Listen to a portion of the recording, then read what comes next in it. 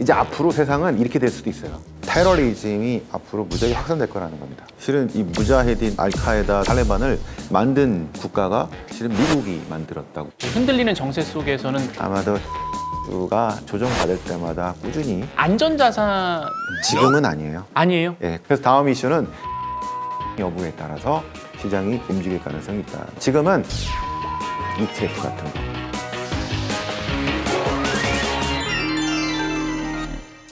투자 로그인의 해외 주식 토크쇼 먼나라 이웃 주식입니다. 안녕하십니까, 간종 아나운서 김기혁입니다. 네, 안녕하십니까, 인간 금조 개그맨 안윤상입니다. 반갑습니다. 반갑습니다.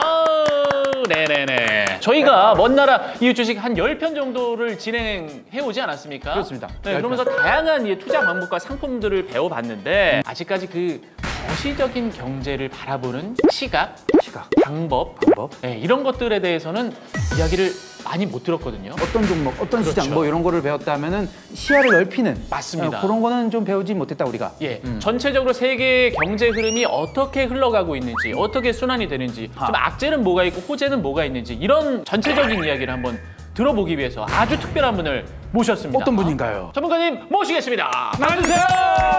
아이고, 반갑습니다. 반갑습니다. 야, 안녕하세요. 왠지 그 일어나서 인사를 드려야 될 것 같은데요. 안녕하십니까. 예.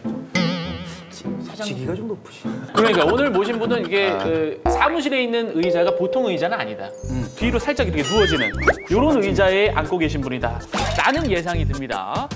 저는 리서치본부에서 FICC 리서치 센터장 맡고 있는 신환종 센터장이라고 하고요.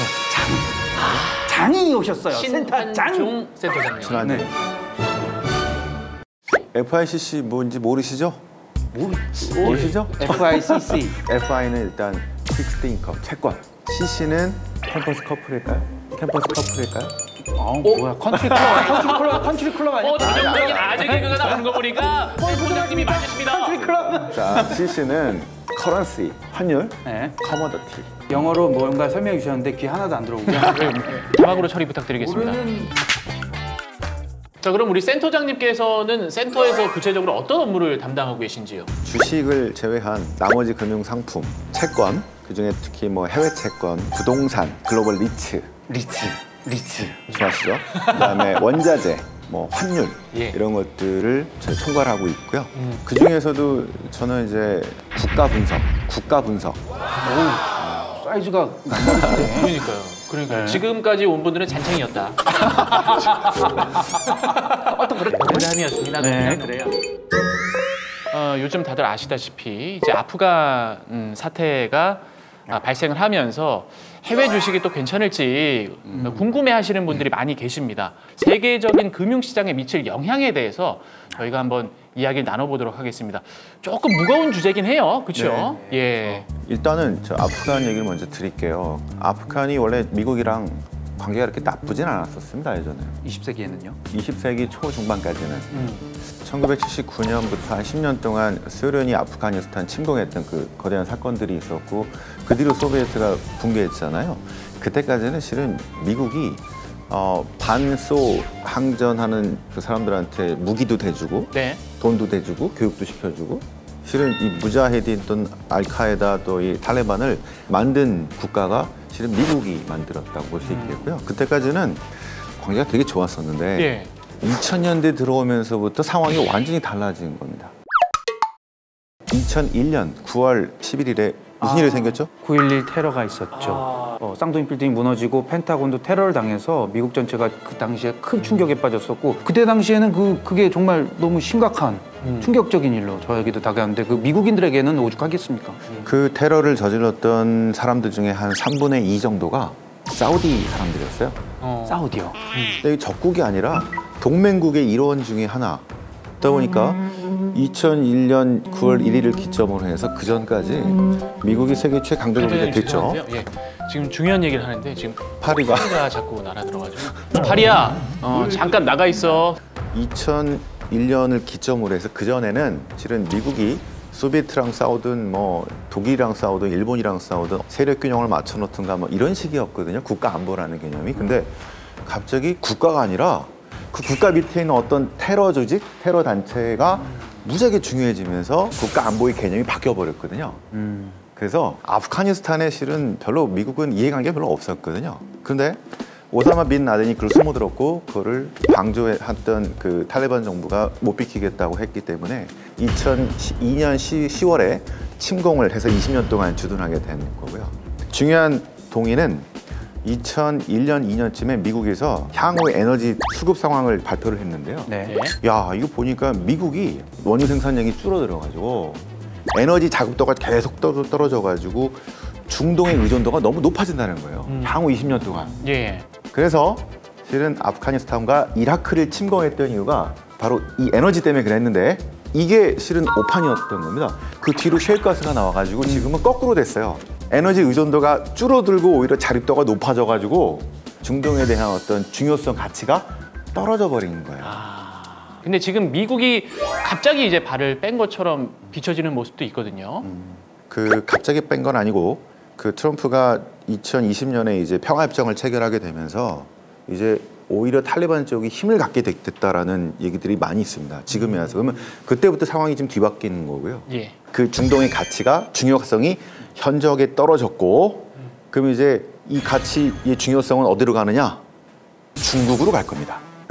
그래서 오바마 때 뭐라고 그랬냐면 미국의 핵심적인 이익은 아시아에 있다고 해서 피봇 투 아시아라는 정책을 발표하거든요.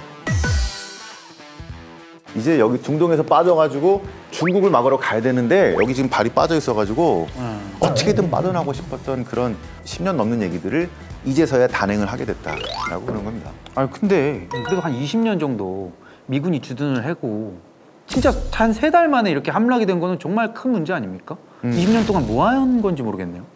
미국은 싸움은 잘하는데 그 뒤처리에 항상 문제가 좀 있습니다. 그리고 그 나라를 정확히 이해해야 되는데 일단 아프가니스탄은 다른 나라와 달리 이 산악지대이고요.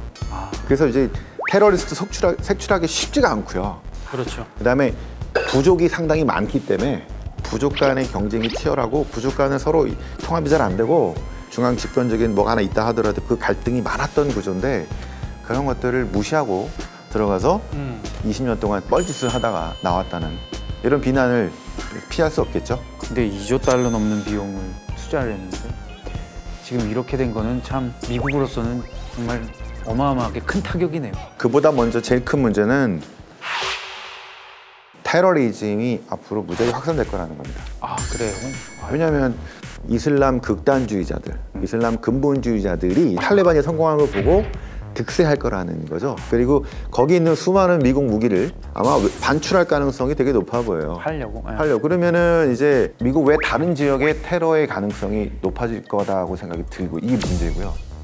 근데 이번 사태로 발등에 불이 떨어진 게 미국이 아니라 오히려 중국이다라는 이야기도 나오고 있어요. 네, 바로 이 아프가니스탄 주변 국가들이 러시아, 그다음에 밑에 인도, 파키스탄 등등인데 이런 나라들은 그동안 미국이 경찰 노릇을 했으니까 뭐 여기 비용을 많이 쓰면서 더 할 필요가 없잖아요. 근데 신장 위구르 지역이 이제 이슬람들이잖아요. 네. 아마 신장 위구르 지역에서 이쪽에서 자꾸 넘어오는 이런 테러리스트들로 인해서 심각한 테러가 발생할 가능성이 높아진다고 보이죠. 중국 내에서도 테러가 일어날 수 있다. 그렇죠. 근데요 중국은 탈레반을 정부로 인정하자고 하는 거의 유일한 나라잖아요. 근데 중국은 왜 그러는 거예요 그러면? 그래서 그런 겁니다. 지금 탈레반과 그 테러리스트 조직들이 자꾸 중국을 미국으로 넘어오게 되면은 네. 중국에서 심각한 문제가 생기기 때문에 일단 손을 잡고 일단 친하게 지원해주고 아. 요 편을 들어서 일단 방어하자는 게 목표라고 보이고 있습니다. 이 사태가 과연 미국 경제에 어떻게 영향을 미칠 것이냐. 경기 부양을 위해서 많은 돈을 쏟을 계획이었단 말이죠. 그런데 이 계획들이 무산될 수 있다는 거잖아요.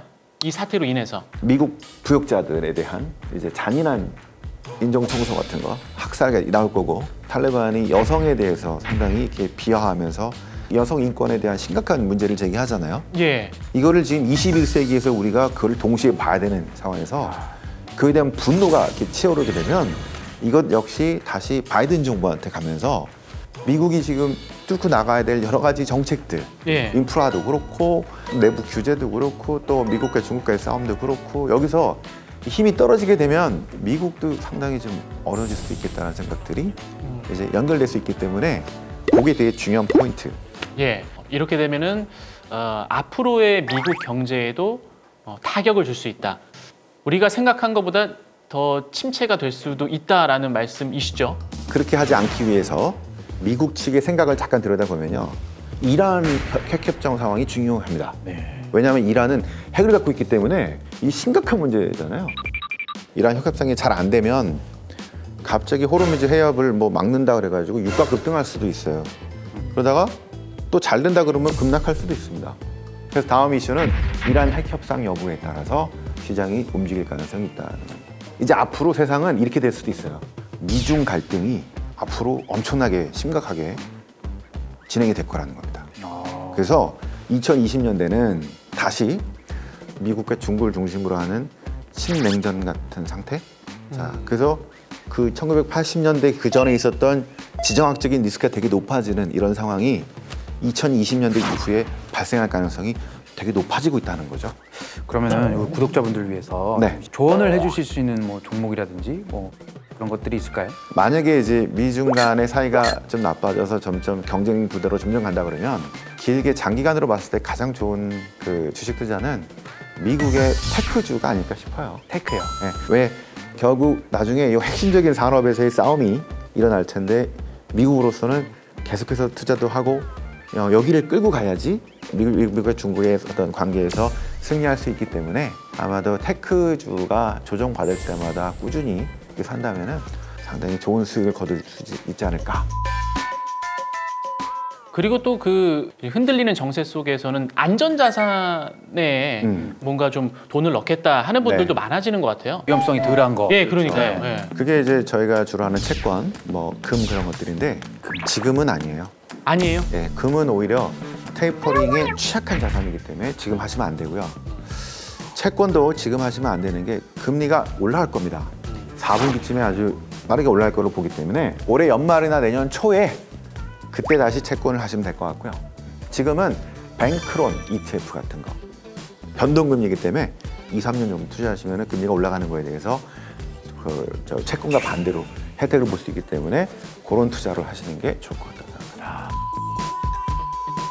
네, 저희가 오늘 그 신환종 센터장님과 함께 네네. 아프가니스탄 사태 네. 그리고 세계 거시적인 경제 상황에 대해서 이야기를 나눠봤습니다. 아 오늘은 진짜 뭐랄까요? 그 평소와는 좀 달랐던 느낌인 게 고급진 강의를 들은 느낌이 있어요. 네. 진짜로. 아프가니스탄의 상황이 어떻게 흘러가게 될지 참 걱정이 되는데 이 하루빨리 평화가 찾아오기를 바라도록 하겠습니다. 네. 자, 그럼 저희는 먼 나라 이주식 다음 편에서 다시 찾아뵙도록 하겠습니다. 안녕히 계십시오.